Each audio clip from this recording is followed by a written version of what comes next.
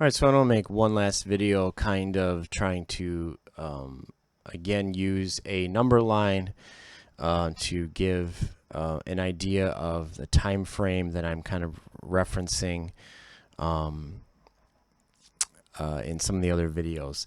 So here I want to look at roughly the last 200 years until today, and then going forward about another 1,000 years. And then just have some more space in there for other events.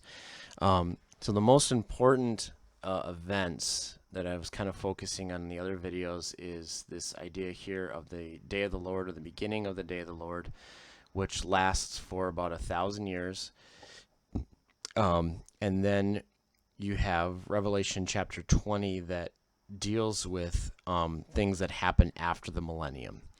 So you have before the millennium reign, the day of the Lord, which is detailed in the majority of the book of Revelation, chapter 6.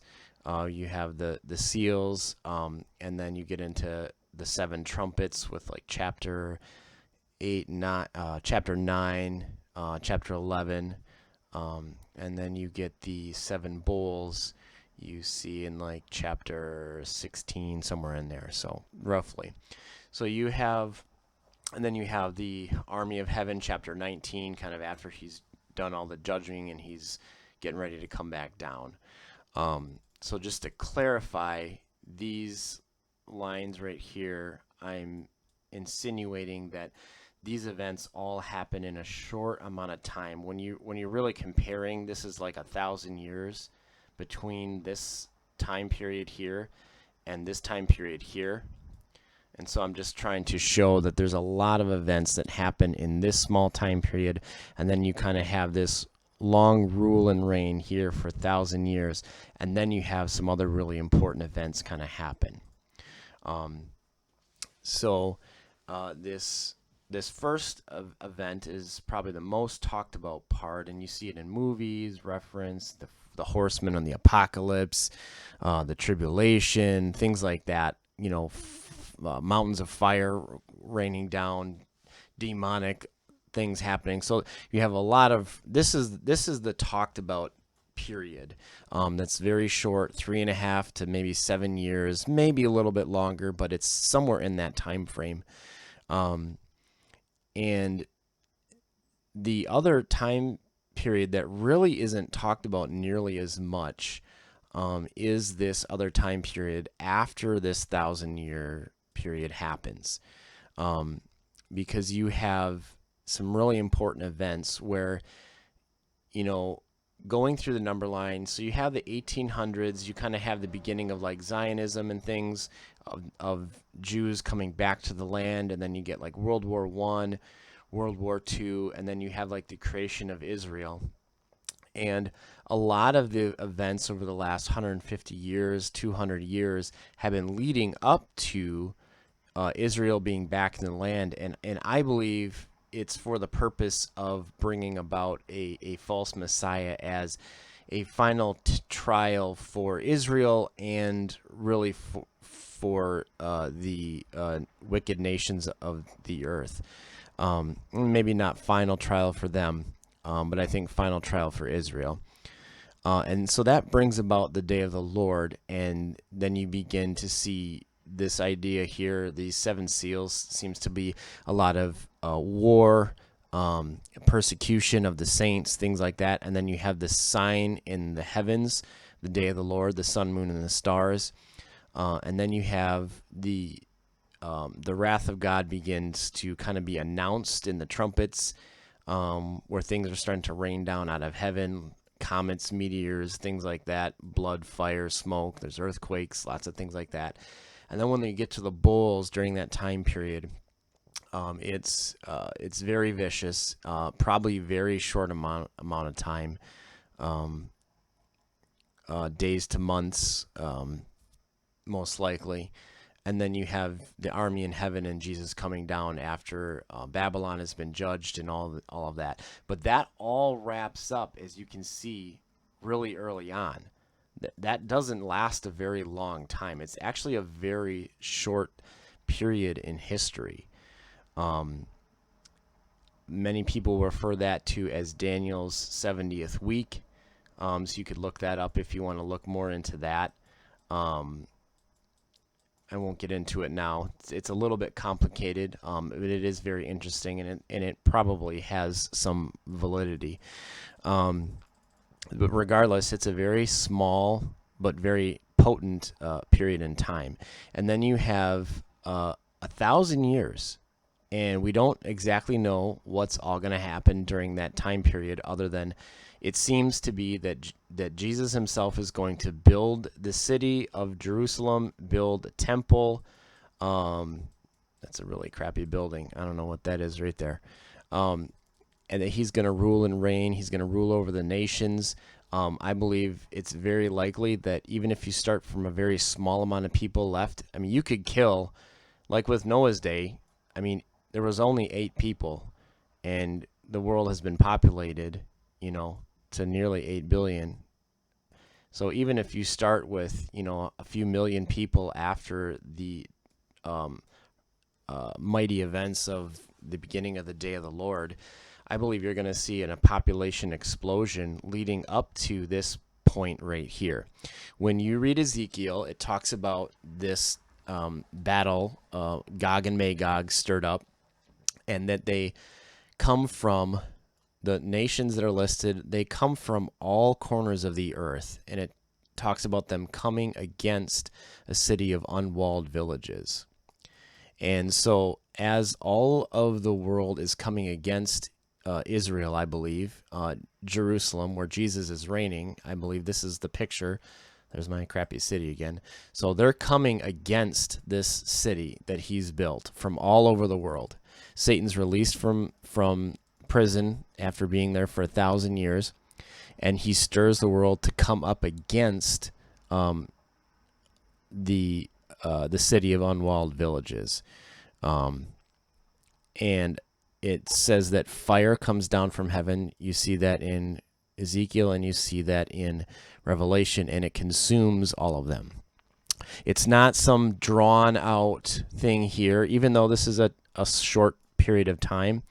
It's not seals and trumpets and bowls and this warning and that. It's just they come against, and fire rains down, and they're done. They're dead. They're consumed. And then Revelation goes right into this earth and sky flee, and the throne of God is seen set up in the judgment, and all those that are judged not in the Lamb's Book of Life, they are cast into the lake of fire. And back up just 1 second. For that to happen, it talks about all of the dead that have basically been waiting to be judged, come up from the abyss or from Sheol, whatever. They've been waiting to be judged, and then they are judged, and then they are cast into the lake of fire. And then the narrative in Revelation says that there was a new heavens and a new earth. Some people believe that is like everything's vaporized and he starts over. I tend to believe that it's connected to this fire. Just to kind of explain. So you have Jesus appearing here and then coming down to earth, and he's ruling and reigning here. But it is specifically Jesus who is made in the likeness of human flesh. He's not the brilliance of the idea of the Father on the throne, where his very presence seems to consume.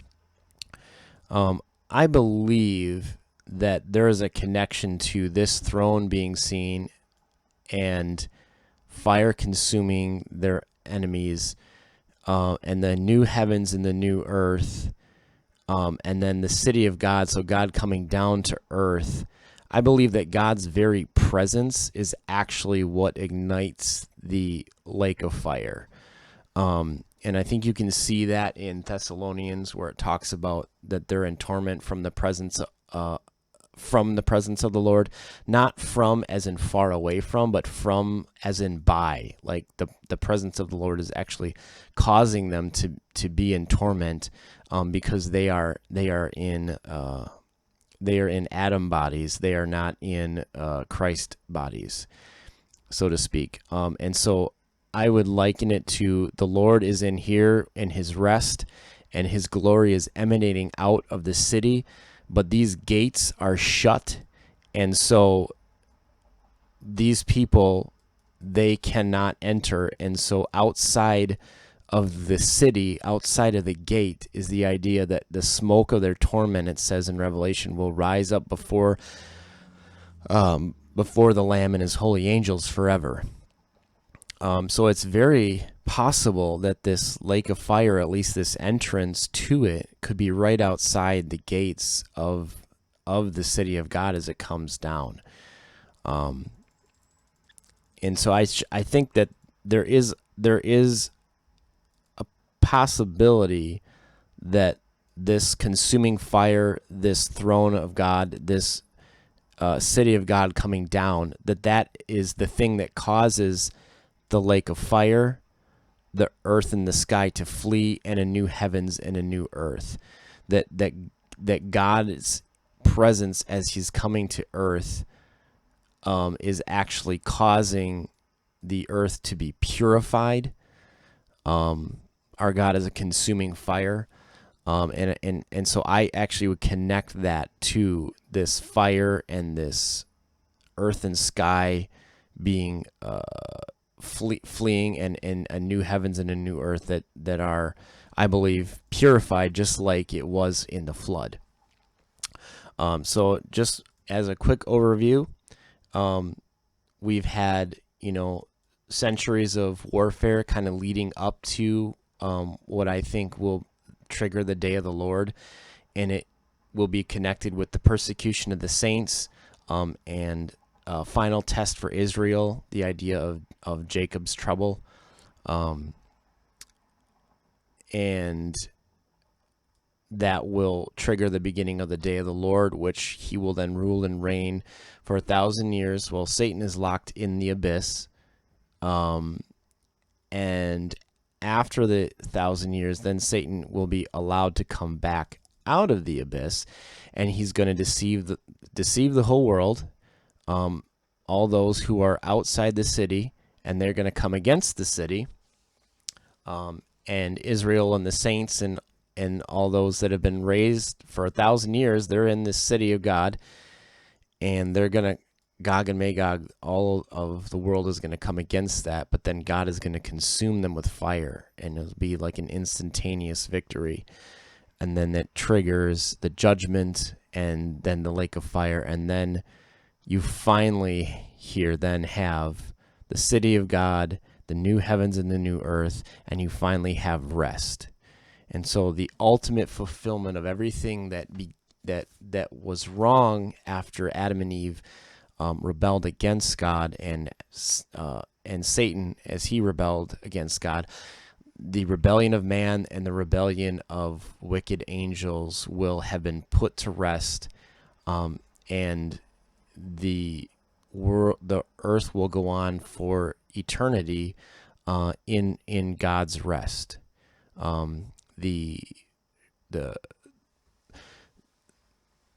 The smoke screen, the shroud that God has kind of hid himself in, as an unseen being, that will be done away with, as he comes down to earth, as his throne, as his city come to earth.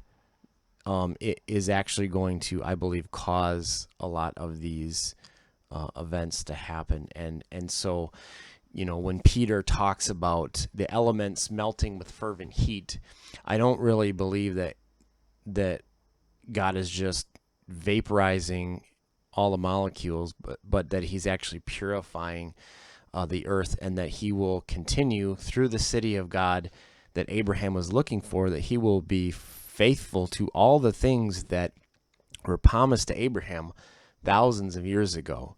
But this is what Abraham was seeing. Abraham was seeing this, the new heavens and the new earth and the city of God. What Abraham didn't, I think, understand is that the resurrection that he was looking for is here, and that's 1,000 years before this final judgment and the city of God. I don't know that Abraham understood that, but he knew what he was looking for. He just may not have known all this other stuff that it took to get there. And so when you look at the parables, or you hear people generalizing, when the Lord shows up here and he's going to raise the dead and judge the wicked, those things really are 1,000 years apart. And there is judgment of the wicked here, and here, and things, and he's ruling and judging on the earth here. And then there's more judgment here, and then there's more judgment here, and then finally there's eternal judgment here. And so things are kind of done in phases, and not necessarily just one fell swoop of, okay, wicked, you're all dead. Righteous, you get to enter the rest. It goes in phases. The righteous are raised here, they go up in heaven, they come down here. I'm breaking my thing. They're raised from the dead here, they go up into heaven, they come back down, they rule and reign for 1,000 years, they're in the city, they're getting attacked by Gog and Magog, and then the city of God comes down, and then they're ruling and reigning with God forever, and they're in rest forever. But yet, here, we can live as we're in that rest now. As we're looking for this rest now, we can rest in that now. The wicked, same thing. If you're unrepentant now, it doesn't matter if you get killed by the trumpets, you get killed by the bowls, you get killed with the sword of his mouth, or you are killed sometime in the millennium, or you're killed at the fire that consumes. At some point, you're going to die, and you're going to be waiting for the judgment and then to be cast in the lake of fire. So if you're wicked now, this is where you go. We have to be reminded of that. We're as the righteous, we're supposed to be righteous now, so that we don't become wicked and end up here. We have to see the destination. We have to see the goal. And we don't know if we're alive in this time, because people back here, they were looking for the coming of the Lord. Seventh-day Adventists, they thought 1848 was it, man. They were ready to go, and those people are all long dead. But the point is, no matter where you live, you have to be looking for these ends. There's only two places, either inside the gates or outside the gates. It's a dividing line. The gates of city are a dividing line. And Jesus' body is the way into the rest. And that's true for us here. His body now is the way into this future rest. We have to go through the veil. We have to go through Christ. So don't get too caught up in,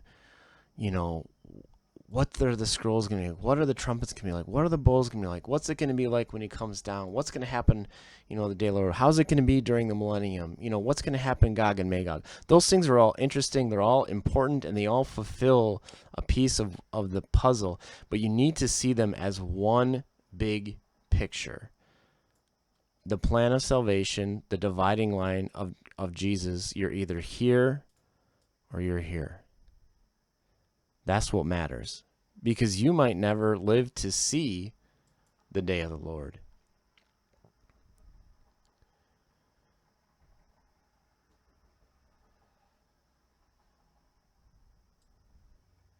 We need to see our destination. And we need to warn one another that we don't end up in the lake of fire. We need to continue in the faith. That's all I got.